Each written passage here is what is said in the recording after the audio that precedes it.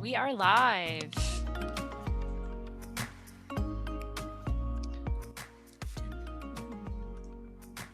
Welcome, everybody. Excuse me. Happy Thursday, folks. I'm coming in the chat. Guys beat me to it. Welcome to our 50th webinar, everybody. Super excited to have you folks joining us today. Let us know in the chat where you're coming from, and make sure as well to turn it to all panelists, all attendees. This way folks get to see where everybody's coming from. Welcome, welcome. Happy Thursday. I can't type and talk at the same time, guys. Sorry about that.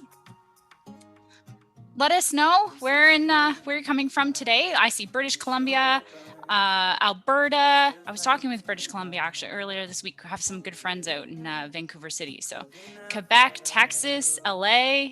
Holy cow, guys, you going off. I saw Barbados there quickly. Hopefully it's nice down that way. Florida.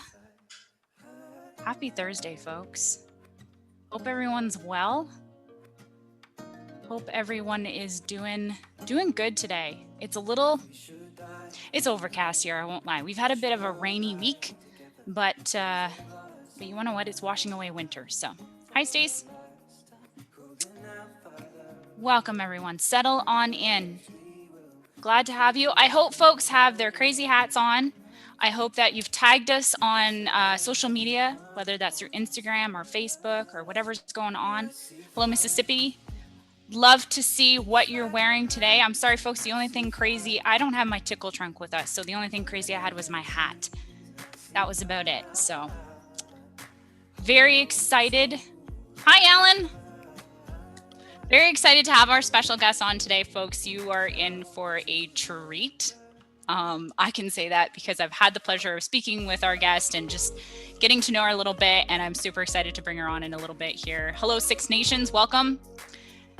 Hope some folks had cake. Our 50th webinar. We're here, folks. We are here. So just over the year ago, we started Hi Mama Helps webinars when, of course, COVID-19 decided to take over the world and drive us a little crazy for a while.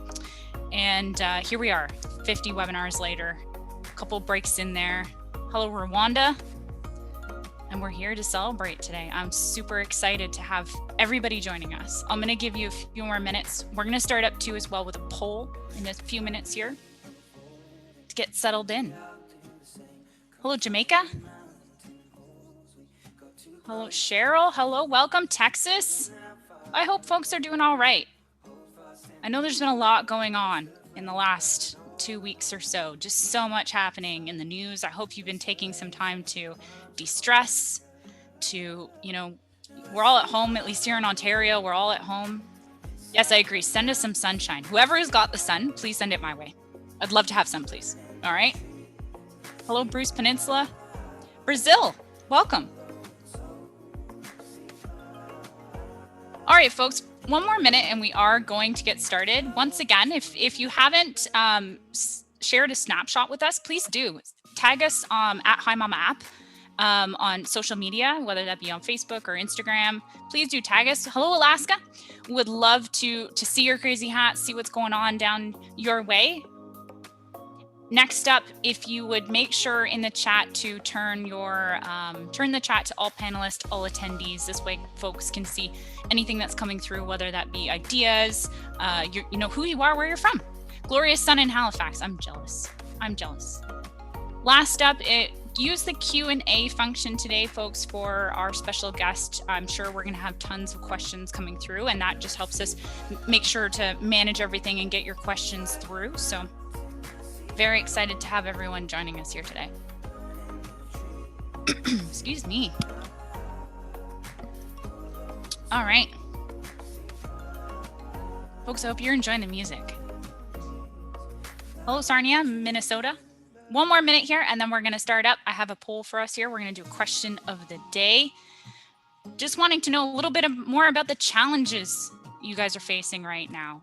I want to know what's happening out there. So what's the number one challenge right now? I put a couple of suggestions in there. That's between parent communication, staff feeling burnt out. That's a high one right now, especially here in Ontario. Just a lot of friction happening in some places, and Ontario is one of them. Drop up and pick up. I know when we first started rolling back from the COVID-19, pandemic and getting back into things, that was the top priority. And I think for the most part, hopefully, centers have figured out their way about all of those things. And then keeping all your staff. That was our other one. Right now, staff burnout seems to be top of folks' mind. I'm going to give you one more minute here just to answer the poll if you're just joining us. Hopefully everyone's doing well today. Welcome if you're just joining us. Having more children in school, yeah. I definitely think that would be another big one that's on the list. There's so many things we probably could have put on the list, I'm not going to lie, and then we'd probably just spend more time doing the poll. That'd probably be it, right? All right, folks, I'm going to end up the poll here and now. For the most part, around 44 of you, percent-wise, just so you know, burnout is definitely top of mind right now at centers, and close connection there is parent communication. All right, going to close that up. Thanks for participating, folks. Let's get into the fun. Happy Thursday. If you're just joining us once again, we're on our 50th webinar. Let me just get rid of our music here. We're on our 50th webinar. I cannot believe it, folks. Hope you're celebrating with us. Please do tag us on social media. Take a quick snap of yourself with your crazy hat, outfit, whatever it may be, your fun supplies, whatever's going on. Share it with us. Love to see it. All right. Let's get into the nitty gritty of everything. As always, folks, I am definitely not your legal, financial, or medical advice, nor do you want me to be. Just want to make sure that's clear. At the end of the day, we always want to make sure that you guys are taking away great tips, tricks, techniques, things you can implement at your center. If you're ever looking at making a serious change of any kind, make sure you're seeking the right people, whether that be your financial advisor, legal advisor, counsel, board of directors, whatever it may be, licensing rep, whatever's going on. Make sure you're seeking the right people. Okay, it's very important. This way, you're not putting yourself in any bad position. So we're going to start out with our land acknowledgement. Hi Mama acknowledges that our main headquarters is situated in Toronto, Ontario, on the traditional territory of many nations, including the Mississaugas of the Credit, the Anishinaabe, the Chippewa, and the Haudenosaunee and the Wendat peoples, and is now home to many diverse First Nations, Inuit, and Métis peoples. Toronto itself is a word that originates from the Mohawk word takaranto, meaning the place in the water where the trees are standing. As participants and guests in today's webinar, we are coming together from many different places around the world. We encourage you to learn about and acknowledge the land from which you participate. And then just jumping into our diversity and inclusion. Hi Mama is committed to fostering an inclusive and welcoming environment for our employees, customers, and community. Hi Mama welcomes and celebrates individuals of all backgrounds, orientations, and identities. Our Diversity, Inclusion, and Belonging Committee aims to ensure we provide a safe environment for everyone to thrive while bringing their authentic selves to work.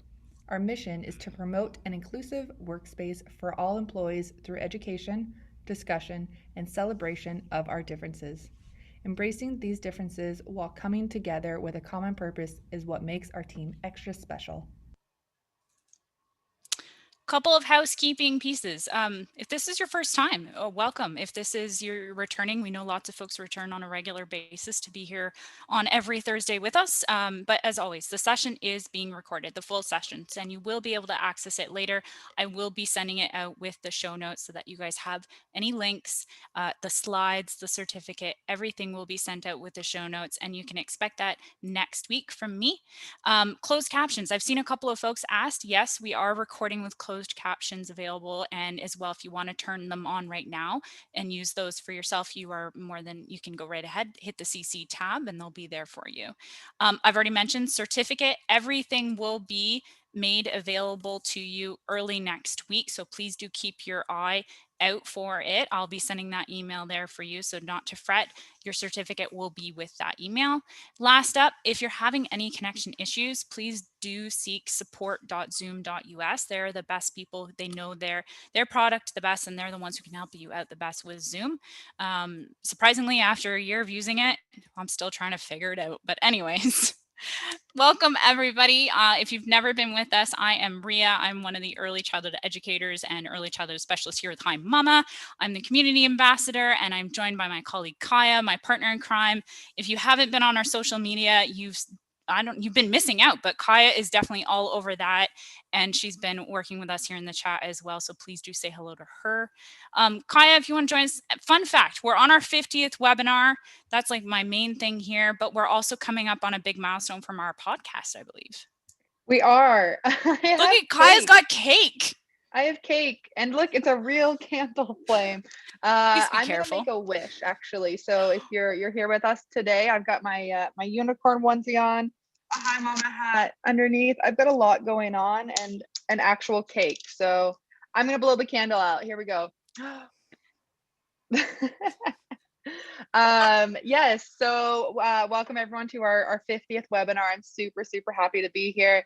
I can't believe it's been 50 already, and we are coming up on our 250th podcast episode. I'm going to be meeting with Ron, our CEO, tomorrow, and we're going to be recording and talking all about the growth mindset, which is pretty much Hi Mama's 2021 vision is expanding and growing and getting into that growth mindset. So if you have any questions that you want Ron to answer, whether it's about like, early childhood education, the future of ECE, his biggest takeaway, a time that he messed up, some of his lessons. We want those questions. I want to grill him. I want to ask him. So hop over onto Facebook or Instagram and shoot us a message, and I will make sure I ask Ron your question. Fantastic. Thanks, Kaya. And I love it. I cannot wait for this podcast. It's going to be absolutely amazing. Kaya and I get the pleasure of chatting with Ron a little bit more often when we were in the office, but we get the pleasure of chatting with him. And it's fantastic to have him as Hi Mama CEO and co-founder. So enough about us. Let's get into the fun stuff for today and actually celebrate a little bit more. We have Dr. Regina Rees joining us from Tools for Life. Regina, please join us. I'm super excited that you're here. I'm excited you're going to be talking a little bit more about story time, but maybe start with a little bit about yourself before we dive into the fun stuff. All right. Thank you so much for inviting me to this wonderful webinar. And I'd like to welcome everybody out there who's joining us today. Thank you very much. And a big thank you to all of the childcare providers. I want to thank you for what you are doing, because you are building the future. You take such good care of our early learners. So thank you very much. And amongst the other viewers, if we have moms and dads and guardians and grandmas and grandpas and babysitters and so forth, thank you for what you are doing for our children. Thank you so much. So my background is, surprise, education. I've been an educator since the early 1970s. So that's probably before most people are even born. And so I have taught all of the grades from 3 to 12, and even college. And my specialty area is literacy. And I joined Tools for Life several years ago. Tools for Life is a social and emotional learning program, and we promise better futures all through social and emotional learning, which of course is literacy based. So I guess if that's enough introduction, we could just start right in. Is that okay with you? Dive in, please do. Okay. The stage is yours. You've said it. All right. A million. So it is critical for young children to develop a language. And how do we develop that language? It's through listening to the world around us. And so it's so important for parents, guardians, and childcare providers to provide those opportunities for our little ones to interact with language. So now, aside from engaging our children in conversation, reading aloud and telling stories are best to give children a rich language experience. As a matter of fact, research has shown that reading aloud has found to be the single most important activity for building knowledge expected for success for reading and other things in education. So reading aloud is key. And what we're saying now is at least 15 minutes a day, beginning when? at birth. Even before you think those babies understand what's going on, they can hear those sounds. They can relate to the language. So if you haven't done so already, and of course, Kaya mentioned it, the Tools for Life website has our handout, and then later on, I understand you will be receiving that with your certificate and everything else. So make sure you get a copy of the handout. It's 18 pages with some of the ideas and directions for the things that we're going to be doing today.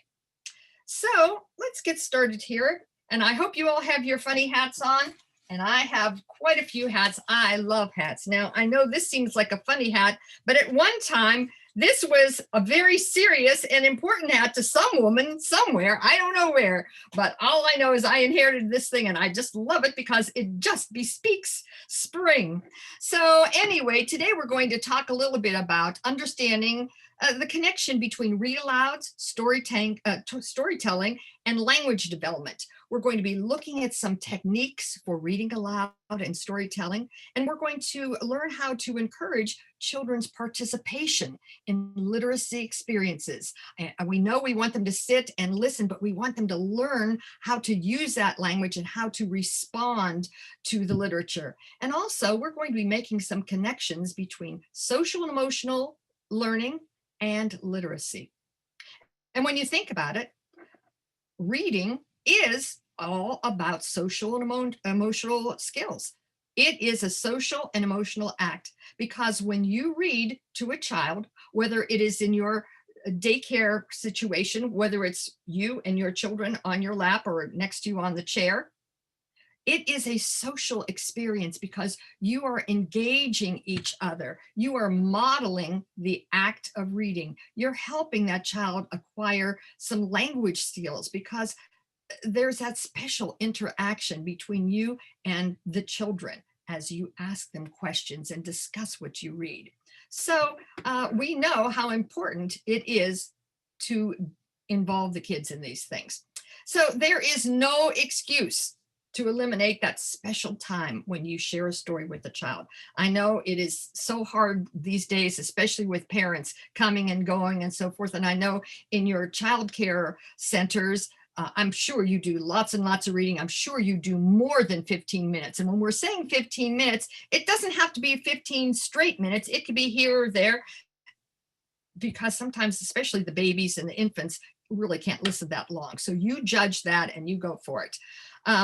So anyway, it's such a powerful way to introduce our children to language, to feelings. They understand a story, the sequence of beginning, middle, and end. And most of all, it activates their imaginations because when children engage in story, they are on their way to becoming lifelong learners and readers. So there we go. So here we go. Let's put on some other hat now. We've got plenty of hats here to look at. I don't want you to get bored. Dr. Rees, just so you know, you're getting lots of love about your hats already, and we're only on the great. third one. Now, I've got more. I can't wait. So when you are dealing with our early learners and our younger children, make sure you choose a picture book with more illustrations than words. If there's too much text, the story may be too complex for a toddler or even an early learner. Okay. Also, they can't sit still that long. I mean, we don't want to drag out some great big long involved fairy tale for a 1-year-old.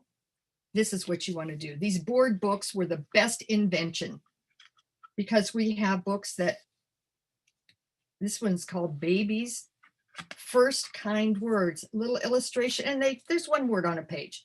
And so you talk about please, because we want our children to learn please. And so now we talk about that picture and what does please mean? And you go on and on and on. And so the children can look at these pictures. They could even grab that book. And of course, we know, what do babies want to do with everything? They want to put them into their mouth. That happens, well, let the baby hold the book. They're not going to hurt themselves. They're really not going to hurt the book.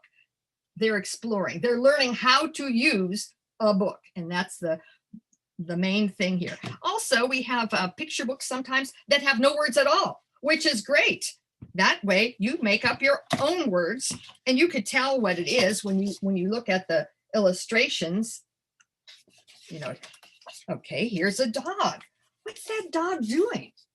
Is he taking a walk? Well, on and on and on and on. And you can tell that story by reading the pictures. Here we have a really nice one called Zoology for Babies. How about that? So now what we have on every page, lots of beautiful colored pictures, and that's what children love. They love to see color. They love to see images, nice concrete images that will help them out. This way, we're going to learn about environments. We're going to learn about the ocean and about all of the things in the ocean. One word. And now we could go ahead and now you could say, oh, okay, well, look at this big red thing. That's called an octopus because he has 8 arms. Can we count those arms? And you just go on and on and on and make that up as you do. All right, another one.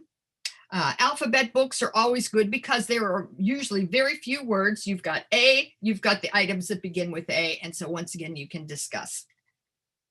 Stories with simple plots and repetitious phrases. 3 things that young readers, that early learners like are repetition, rhythm, and rhyme. Those are the 3 R's. And I can't think of a better book than, you probably have heard of Brown Bear, What Do You See? It's a classic. Brown Bear, what do you see? I see a red bird looking at me. And look at that beautiful red bird. Do you see his wings? Wow, what color is the bird's beak? I wonder what that bird says. You think cheep, cheep, cheep? I don't know. And so it's that same formula throughout. So now it's red bird, what do you see? I see a yellow duck looking at me. So we're hearing colors, we're hearing animals, we're hearing all kinds of things. Well, if you are telling this or reading this story to your children in your care, think about how you can have them react and respond to that story. So let's just say you were going to take them outside and you tell all of the boys and girls, I want you to look around and find something that you like to see, but don't tell us. And now you get out your own brown bear and you pass it around. Here, Timmy gets it first. And we all say, because we know this story, everybody says, brown bear, what do you see? And little Timmy's going to say, I see a red bicycle looking at me. And then he's going to pass it to Ali. And Ali, we're all going to say, brown bear, what do you see? And Ali is going to say, I see a swing set, and on and on and on. Now you could take it one step farther and make it really personal and forget about the brown bear. And then you're going to say, Betty, what do you see?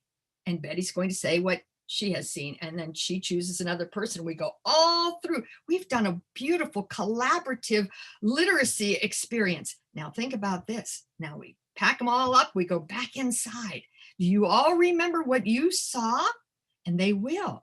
Well, now we're going to have them draw a picture of what they saw, and you're going to put it together for a class book. Okay, Ali saw a swing set. Bobby saw a bicycle. So-and-so saw a tree, and we put them all together in a book, and now you have a classroom book. And how wonderful for those students to be able to say, when they get home, I am an author of a book, of a published book. So now we have this complete literature experience. They've responded to that, and you've based it on a book, but now you've created your own. So, all righty, let's move on here to something. Visuals are always good. So I'm sure you remember the 5 little monkeys jumping on the bed. Well, we could really make that interactive. There are a lot of versions to this. So I set it to a little tune. And so here we go. With the 5 little monkeys. 5 little monkeys jumping on the bed. One jumped off and bumped his little head. He ran to the doctor, and the doctor said, that's what you get for jumping on the bed. Well, now we have what? 4 little monkeys jumping on the bed. One fell off and bumped his little what? Head. By now, the children are catching on and they could sing it right along with you. He ran to the doctor and the doctor said, come on, everybody. I know you're at home with your silly hat on. Sing along. That's what you get for jumping on the bed. Okay, and it goes on until we don't have any more monkeys. So now what have we done here? Once again, we have rhythm, rhyme, repetition, and now we have a great visual that the children can participate in. And you can even have them come and choose a monkey to take off the bed, whatever you wanted to do there. And also we have a little bit of social emotional learning here because we have cause and effect. Hey, that's what you get for jumping on the bed, right? You do something silly, there's a cause and effect. Okay, so now we also have very early math skills because what are we doing? We're subtracting. Well, I thought, you know what? We have to have a little sequel to the monkeys here. So I wrote a little sequel and it goes like this. No little monkeys jumping on the bed. They all fell off and bumped their little head. Their mama came in and this is what she said. Come back, little monkeys. It's time to go to bed. Let's see if we can call those monkeys back. Will you please call the monkeys? Come on. Come back, little monkeys. Come back, little monkeys. Oh, here comes one. Count along. We have how many monkeys?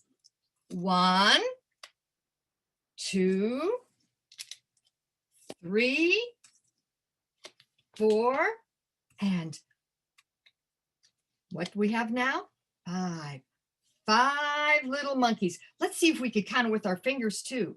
1, 2, 3, 4, 5. 5 little monkeys.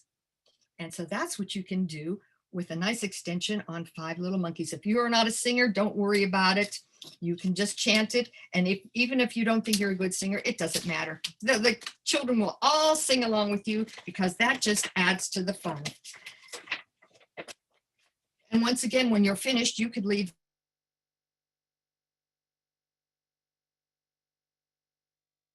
But if you go on Pinterest, there are tons of versions of this. I don't have the patterns done for this, but maybe by the next time I will. And you can have these made for the kids and then they could sing the song and add to it. Dr. Rees, I want to ask before you go on, what was the inspiration for your board? How did you come up with that? Did you find it along your path of your time? How did you get inspired to get that going for yourself? Well, the monkey board. Yep. Well, I love the song. And as a matter of fact, I have a friend who has a grandson and we've been doing this. As a matter of fact, I know his parents aren't watching, but I bounced him on the bed and sang the song to him and let him jump on the bed. And I said, hey, we could do something fun with this. So I went on Pinterest where all the goodies are, and there are all kinds of versions of this. And I thought, let's just get something easy. So I made up the little patterns. It's Velcro, it's felt, it's and then what I do is on the back, I always put a little envelope with the pieces so we don't lose the pieces. Oh, very smart. So that's how that goes. And it's a felt board. And so there you go. And I just put the pinchy Velcro on the back of the monkeys and it automatically will stick. But there are other ideas too, but that's just the one I happened to come up with. Awesome. I'll let you continue. I just wanted to ask because a couple of folks have asked. Oh, sure. If that's what people want to know, sure thing. A couple of folks have also said they've caught their partners singing in the background with them. Oh, so. Good. Sing along. Why not? And you know what? The funny thing about that monkey song, you'll go around singing it all the time. It'll become that little thing that goes around in your head. I'll wake up singing it tomorrow, probably. Yeah, absolutely. So, and you know what's going to happen too, and we know this, to a child, they'll want the same thing over and over and over again. That's okay. You can read the same book over and over. That's just because they love it so much and they want to hear it. And after a while, they'll be able to pick up that book and you will swear that they are reading because they have each page memorized what's on that page. So it's really kind of a fun thing. So this is in the handouts. And I want to talk a little bit about, did I have this hat on? Yeah, I have it on here. I thought I had this there. No wonder. I just didn't feel right here. We have to have the hat on correctly. You can make your own book. And I call it the interactive book. You start off with one of these nifty little compositions books. And all you do is you can make a nice little cover if you want for your child. And for those of you in the child care centers, you can have one and just share it with the class. And all you do is you think about the things you want your child to learn and maybe some of the things in their world. And you find pictures and you just cut them out and paste them on there. And how do we read this book? We just go ahead and say, oh, what's this? It's an apple. Have you ever had an apple? Yes. What does it taste like? It's crunchy. What color is that apple? And on and on and on. And here's the kitty. Okay. What does the kitty say? Come on, everybody. Tell me, what does kitty says? Meow, meow. Okay.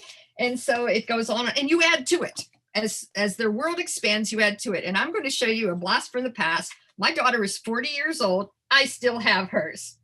Okay. And so we started out with all these things, but as time went on, when she went to child care center and they started to learn the alphabet and she picked up writing and so forth, look what she did. She went back and wrote in the book, and she was it her invented spelling, and she put things, and she tried to do cursive writing, you know how we would try to do cursive writing with scribbles. And so we had this book all filled up with all kinds of things. And she and her dad liked to watch sports. So we had pictures of the sports teams and all kinds of things that we thought she would enjoy. And so we had this whole book, and this is how she increased her vocabulary. Because, you know, in order to make a word our own, we have to be exposed to a word at least 6 times and be able to use that word and have it in our lives. And so the more you can get the children to be exposed to new words and new concepts and so forth, the more they will, the bigger their vocabulary will be. So sometimes we want our stories to energize the kids like the little monkeys. And so if they start jumping around the room, that's fine, because that's why we're doing that. But sometimes we want those stories to just calm them down. And that is the beauty of the bedtime story, right? So for the moms and dads and guardians out there, yeah, that part of that evening ritual should be that you're going to read to those children and give them that private time with the two of you, because you know what? They feel safe and they feel loved when you are sharing that book with them. And this is the time you can tell them a nice story, read them a nice story, and they'll remember that. It's a wonderful way to fall asleep. Think about how sometimes adults, we have those listening books and we play them before we go to sleep so we can relax. So after a busy day, kids need to relax too. And this is a nice way to do it. And you know what? Years from now, your children will always remember that you read to them. And most likely, I guarantee, they will one day read to their own children. And so those of you in the centers, when you read, maybe before they take their naps or after lunch or something, it's such a soothing, calming time where they can just calm down and just relax a little bit. So there we have a little bit about that. So I want to move to a different area, and that is storytelling. Now, in addition, now storytelling's a little different than reading because you don't have a book. There we go. We'll do something a little lighthearted here with storytelling. It's a great way to engage the children in literacy activities.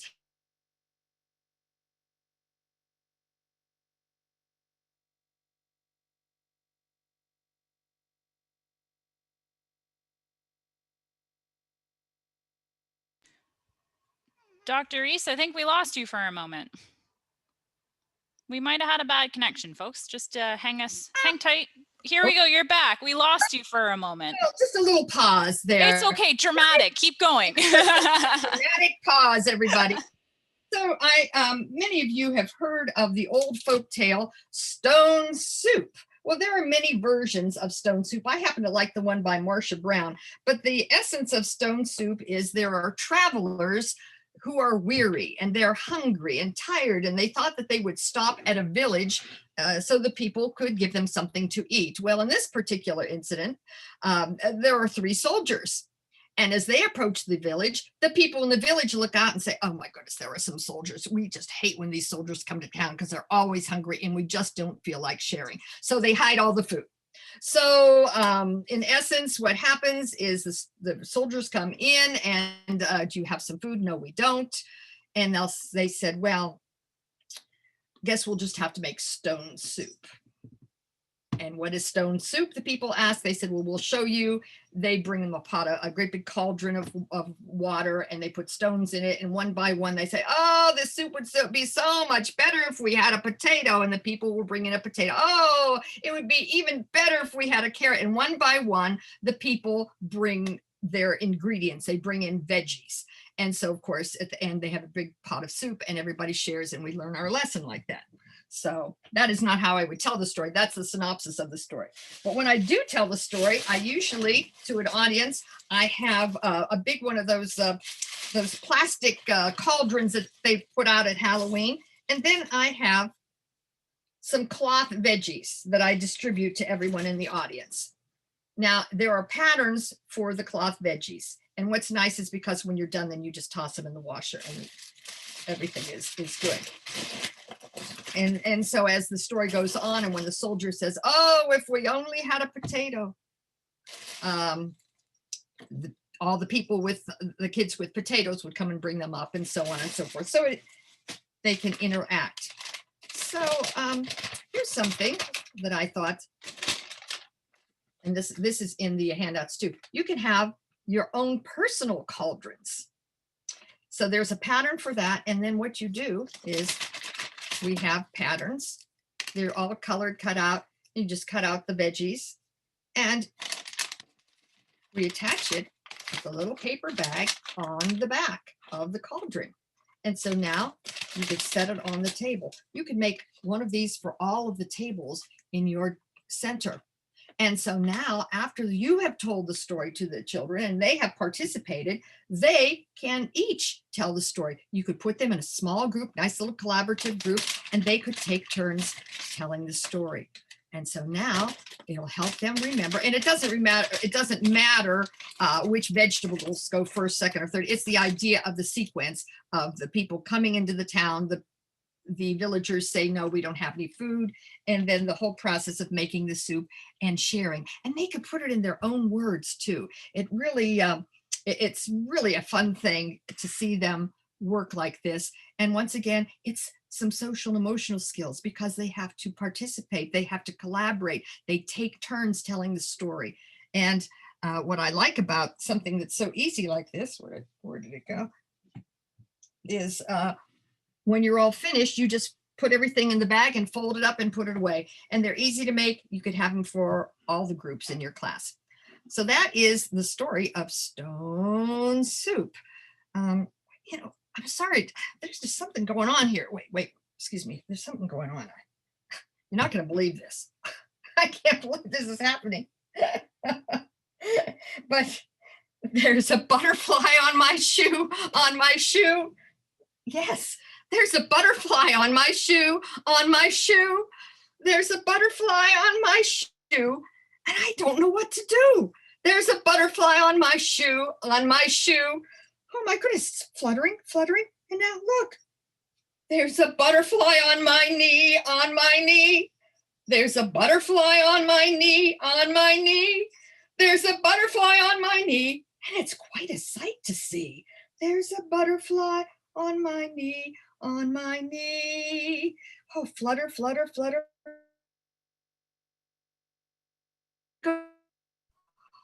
Look, there's a butterfly on my arm. There's a butterfly on my arm. There's a butterfly on my arm. I promise I'll do no harm. There's a butterfly on my arm. Where is it going to flutter next? Fly.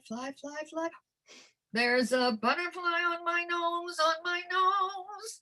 There's a butterfly on my nose, on my nose. There's a butterfly on my nose.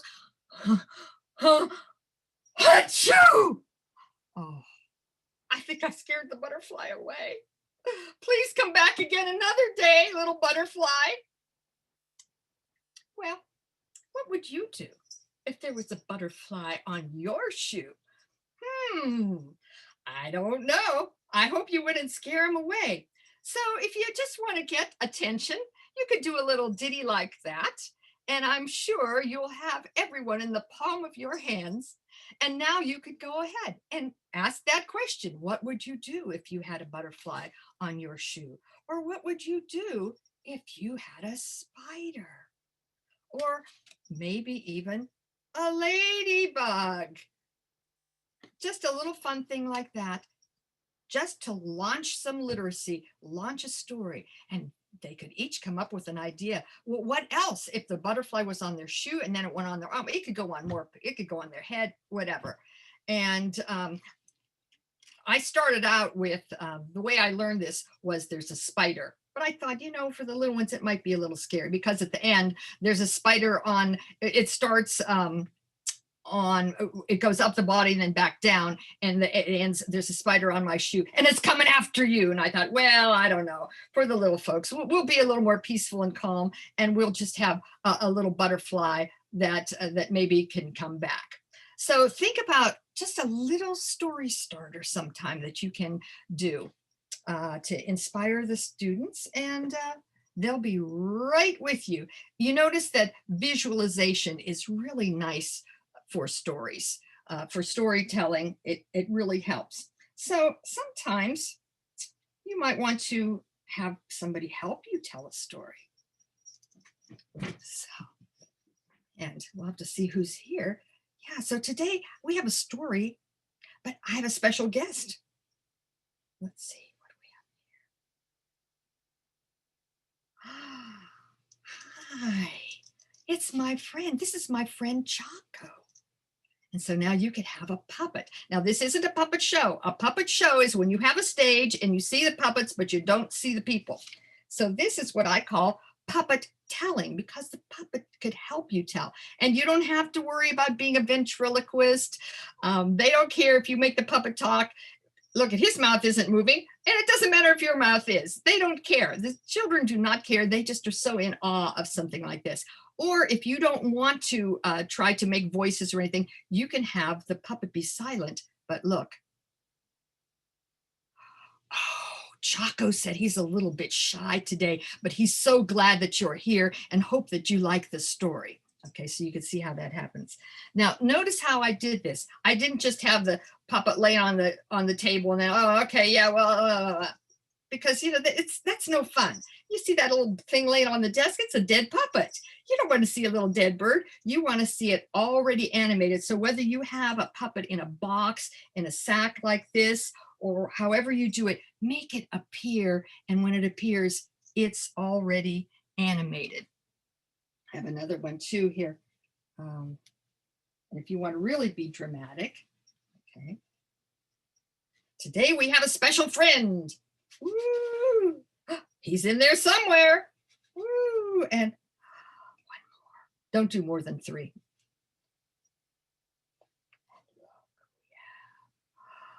Oh, it's a beautiful. What is this, everybody? What is that? Is this a robin? No, it's an owl. This is a snowy owl. Oh, and then you could go on. Maybe you're studying birds and whatever it happens to be. There they are. And oh, he got turned around. And there he is. And so now you have this puppet that's going to help you tell, or whatever it is. And once again, and when it's time to put the puppet away, you can put him back in the bag, and then just say, well, you know what? Or has to take a little nap right now. He's gonna go take a nap, and then you can put them away. And that way they're always animated. Well, I have another little visualization for you, and I have a very special hat for this one. Okay.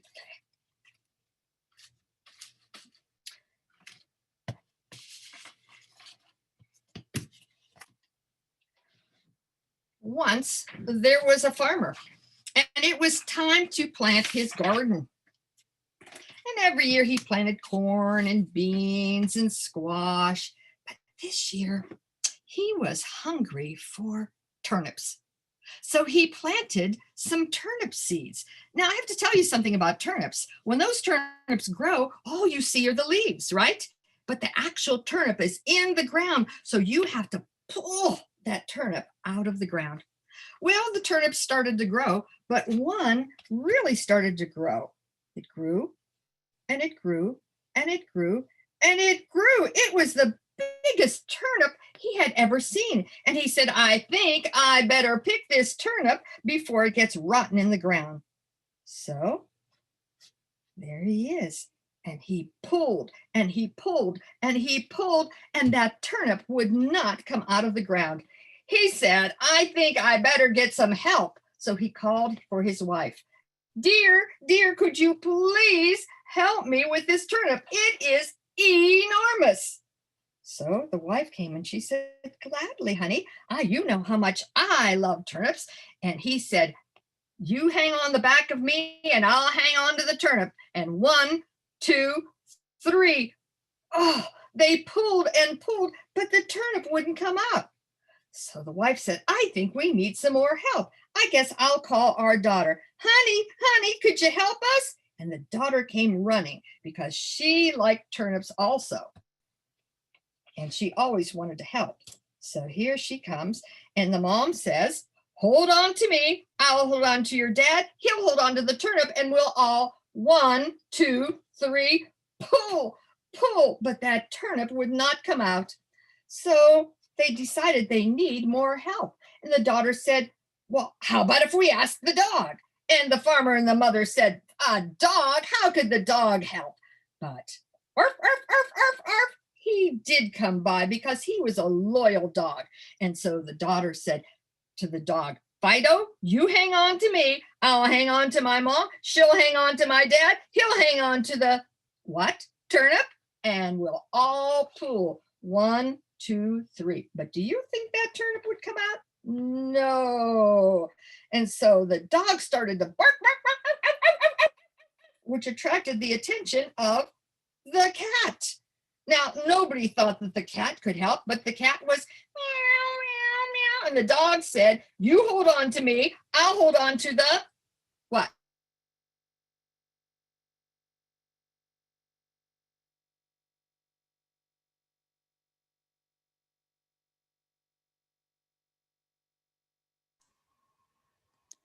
Dr. Rees, I think we might have had a minor pause in the story. I was so enthralled and just waiting for you to keep going, but we might have just lost you for a second here. So folks, just hang tight. She'll be right back as always. I hope everyone's enjoying the webinar. So far, I'm enthralled. So we might have had a minor pop out. She's coming, I'm sure, folks. We'll be seeing Kaya here for a second. Maybe we'll just unpin you here, Kaya, and then bring Dr. Rees back on. Here we go. No worries. Dr. Rees, we lost you for a moment. We were so enthralled. Everyone was so into it. And then all of a sudden we lost you. So I know. going. Sorry about that. That's so okay. Did It's all we you. leave off with it? What was the last animal? We have the cat? We were just going into the cat. Okay, well, you know what? The cat hung on to the dog. The dog hung on to the daughter. The daughter hung on to the mom. The mom held on to the dad. And he held on to the turnip. And of course, it didn't pop out. So meanwhile, we heard the little mouse come by.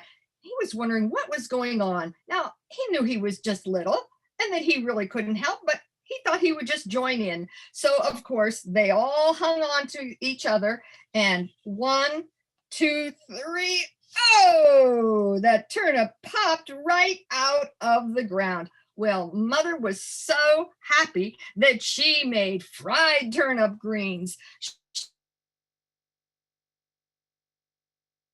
turnip pie for dinner. And of course, they invited everyone for dinner because they had help. And the father ended up saying, you see how things can be done when we all cooperate. And that's the story of the enormous turnip.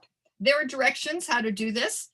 And once again, you make one of these for all of your tables, and then the students could take turns telling the story. And of course, you really can't miss with this because the visual will guide you, and they can make it up however they want. So that is the enormous turnip, and it's an old folk tale. So in this particular, the directions for the enormous turnip, you will notice that the figures don't look like this. They're just line drawings. And the reason why we did that is we want you to make your people to reflect your culture and your children's culture. Same thing if you don't have turnips in your part of the world, well, maybe you have something else that you pull out of the ground. Or maybe it's, I'm thinking in the far north, maybe you have ice fishing and maybe they're trying to pull the fish out, or maybe a pond, or so just, you could make these things up however you want. Folk tales are meant to be adapted to suit your own culture, because that's how they started. Why do you think we have Cinderella stories in every single culture on this planet? Because it reflects their own way of life. So there we go.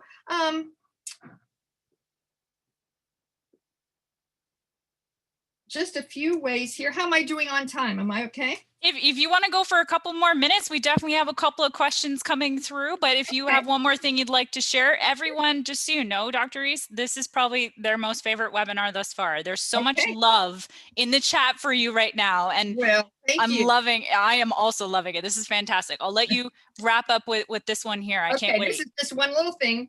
I just want to tell a story, and this is a true event. It's sad, but true. And this kind of, this points to how when we engage our children with stories, whether we read them, whether we tell them, and we let them retell them, and they tell them in their own way to use their imagination, you have no idea what that does for them. As a matter of fact, my husband has a cousin who has this worldwide multi-million-dollar home decorating business, and it started off with some Christmas decorations. They're little fairies and elves and that type of thing. And do you know where he got the idea for them?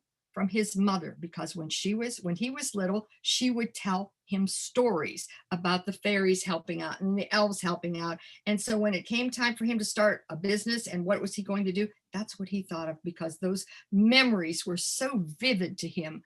He remembered that. But here's the sad story. When I was in second grade, it was about this time of the year, and the teacher had those little coloring sheets, little line drawings, and you color. Well, she gave everybody this line drawing of a rabbit and said, here, color it, and we're going to put it up on the bulletin board with little flowers and all kinds of goodies. So what are we doing? We're coloring a little tan rabbit, a brown rabbit, a gray rabbit, a black rabbit. Maybe some of the kids got fancy, made them polka dotty, black and white dappled. Well, the teacher's, she's going up and down the rows. Everything is wonderful, until she comes to one little kid. She says, what is this? You're coloring that rabbit blue. And he said, yes, ma'am. And she said, have you ever seen a blue bunny rabbit? And he said, yes, ma'am, I have seen it. It's on my bed at home. I take him to bed with me every night. Well, she didn't know what to say. And we're thinking, yeah, why didn't we think of that? Because I had a pink French poodle on my bed. And so she was very, very upset. She says, well, that's really not how rabbits are. And so she took that paper away from him and made him color it one of the traditional colors. Now, why I remember that, I don't know, but that story has stuck in my mind because I felt so sorry for that kid. And I thought, you know what, we should have all ended up coloring those bunny rabbits our favorite color, because she had to shut that imagination down. Now, if it was a science class and you were sophomores and you had to talk about actual rabbits, that's different. But for that little fella, that blue rabbit was real to him. So let your children have their blue bunny rabbits. You know what? It doesn't hurt, and it helps, because their imagination, and they'll be such learners because they're putting their imagination into it. So here we go. It's your turn, Rhea. I can't. I just want to stand up and clap. That's all I want to do right now. I'll run my table. Everything will be all over the place. I can't. But I am For everybody. I cannot clap any harder. My husband probably thinks I'm crazy, Well, but you I know what? don't If I care. said this is just part one, there It are many, is. there are many more things. So if people have questions, pop We the questions do. and I have a couple of questions. I'm going to start with one of the first questions coming through was, what are some good calming bedtime stories that you recommend? some good calming bedtime stories. Yeah. You know, Good Night Moon is such a classic. I mean, you Yes. can't go wrong with Good Night Moon because it doesn't have a lot of text. And then there are the How Do Dinosaurs Say Goodnight? Oh, one of my favorites, actually. Oh, might have had a little glitch here again, folks. No worries. Dr. Rees, we will be bringing back on, folks. And please do another webinar. We will be doing another webinar. Trust me. This was absolutely fantastic until we get Dr. Rees back here. I'm sure she'll return momentarily. Folks, thank you for joining us for our 50th webinar. Here she comes. Oh, no worries. Here we go. Dr. Rees, we got you back. Okay, there you go. Cat the Bunny is a very nice story. It's just textures. Mhm. The Hungry Caterpillar. All of those stories are very nice and calming. There's a great story. It's called The Snowy Day.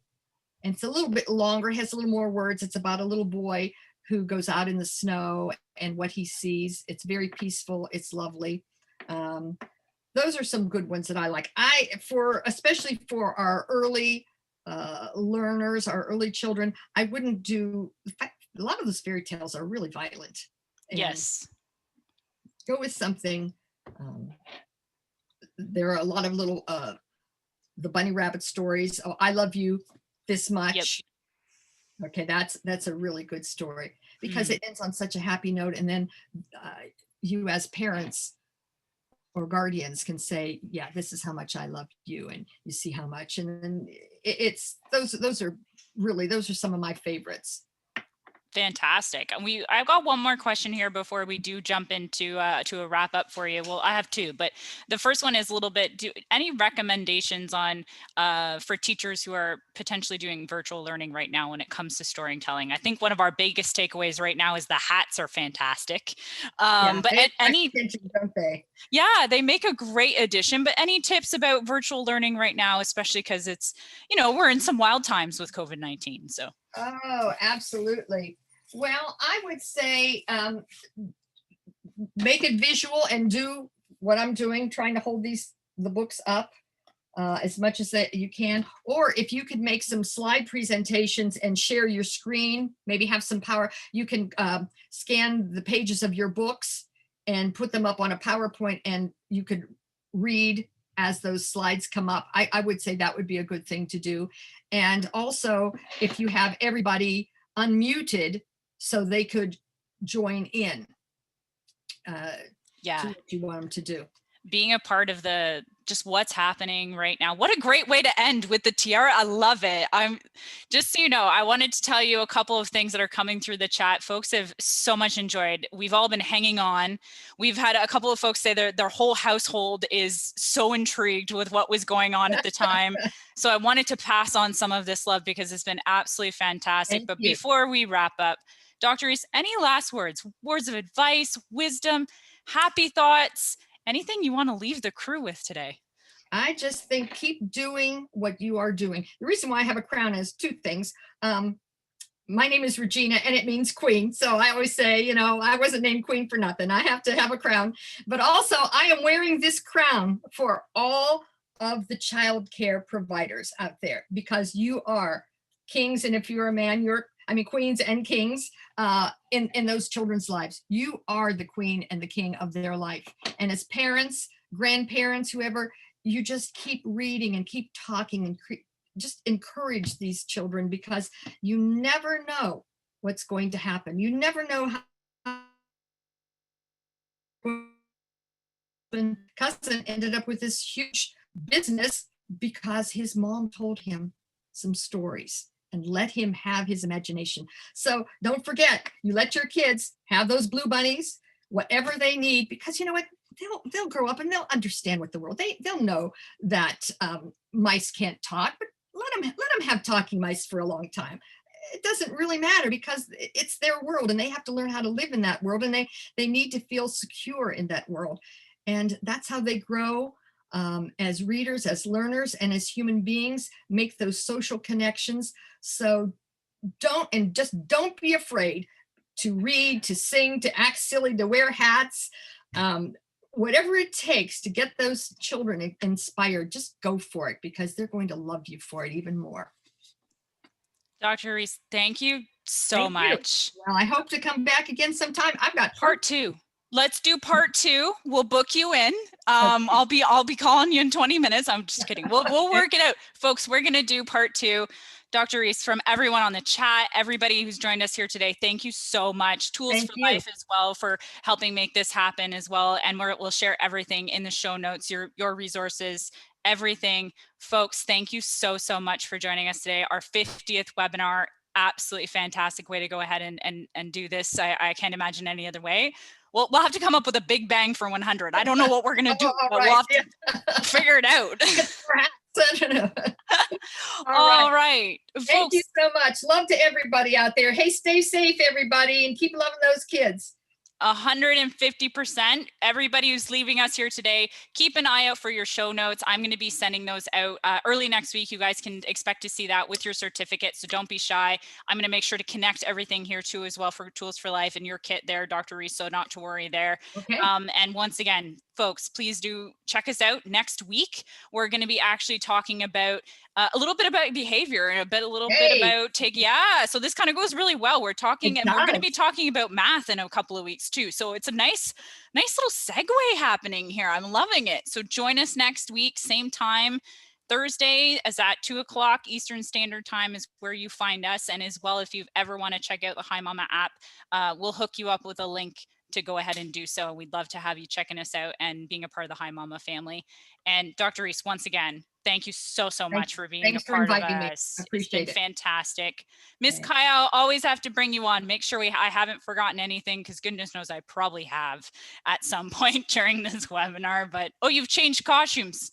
No, I had my onesie on before. I have a lot of props on me. I've got my Minnie Mouse ears. I've got my Hi Mama hat. I've got a lot, and I've taken a lot of inspiration from Dr. Rees here. Here she goes. Wigs. Oh, geez, she's got it all, eh? I'd love to see your tickle trunk. I'm sure it's like overflowing with amazing stuff. Yeah. This was an amazing session. I've been loving the chat and loving the energy. It completely just took my day from here to up here. So thank you so much to Dr. Rees and our audience. All right, folks, take care. We'll keep an eye out for part 2, and Dr. Rees, we'll be back here, the 3 of us at some point. Folks, please stay healthy, stay happy, stay safe, and please do keep an eye out. Kaya just posted a link to our blog here in the chat, but thank you once again for an amazing Thursday. Everybody take care. Happy Thursday all. Happy Thursday. Bye. Bye-bye.